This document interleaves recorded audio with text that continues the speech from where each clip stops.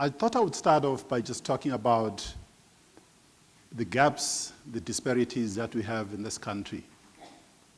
A lot of us woke up this morning, had a nice hot bath or shower, and we got into our nice and sometimes fancy cars which had heaters on, and we came to the conference. And look, clearly, if we look at where we are and look at a lot of people that live in this country, they don't have the kind of luxuries that you and I have. So this country still faces massive structural challenges, which raises the issue of, if we're going to make CSI matter, what role should you and I play, what role should our organizations play, and how can we truly benefit those people who are not as privileged as we are? If you just touch on some of the structural challenges, and I'll flip through this very quickly.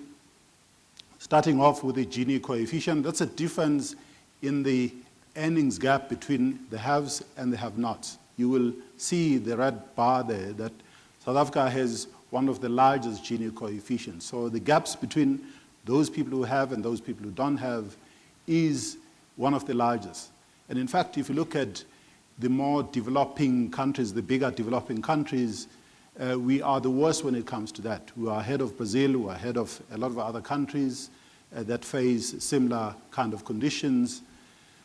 And you then go on to look at some of the issues that we face, the level of unemployment that we have in the country, especially that affects the youth. Because in this country, more than 35% of people between the ages of 19 to 34 are unemployed, which poses significant challenges for us as a country.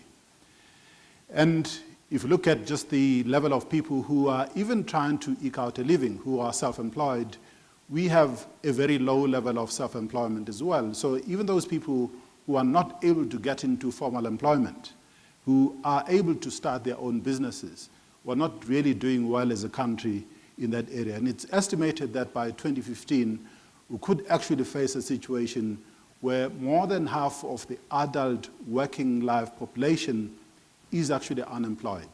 If you just project in an economy which is growing at a rate of around 3 to 3.5%, you look at the people that are either getting out of schooling or that are dropping out of schooling, and you extrapolate the labor absorption capacity that the country has, suddenly you quickly get to a very depressing statistics, which indicates that we have a very large number of people. And you just look at this graph here, which shows the different categories based on the level of education. The bottom, the blue bars, are the ones that show those people who have not even got matric. And you see that in terms of unemployment and the unemployment profile, there's a large number of those people who don't have matric. But you know, when I was young, if you had a matric, you almost got guaranteed that you could find employment. These days, a matric, which is those reddish bars there, does not really increase your chance of getting employment. But it doesn't only stop there. The green bars indicate those people who have tertiary education qualifications who are unemployed. Clearly in this country, one of the challenges that we have is that we produce skills that do not match the demands of the economy, that do not match the demands that the employment environment actually is looking for. So we have a huge challenge because we may be spending a lot of money in education, and this country has one of the largest spends on education relative to our total budget in government, but clearly we are not yet successful in dealing with the problem of unemployment.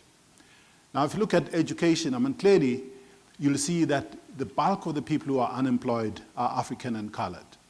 Because if you look at the statistics, just in terms of those people who are in formal employment or in gainful employment, and you stratify it in terms of the different race categories, it's quite clear that the problem of unemployment is much more serious when it comes to African and colored people. Now, the government has stepped in here by providing social grants. It's estimated that we have close to 16 million people today that are getting social grants of one kind or the other. There could be child grants, there could be disability grants, or there could be pension grants. But what it's actually creating is an environment where our government is spending a significant amount of money that could be doing other things, that could be going into investment by supporting and creating a safety net for those people who are unemployed or people who are destitute. But it creates a skewness as well, because if as a country we are spending today 35% of the government budget on salaries and wages as well as social grants, it means that as a country, our ability to drive the growth in our economy is limited.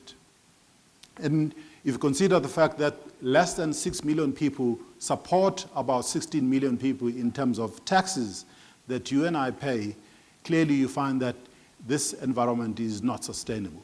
So as a country, we've got to do something to change this picture.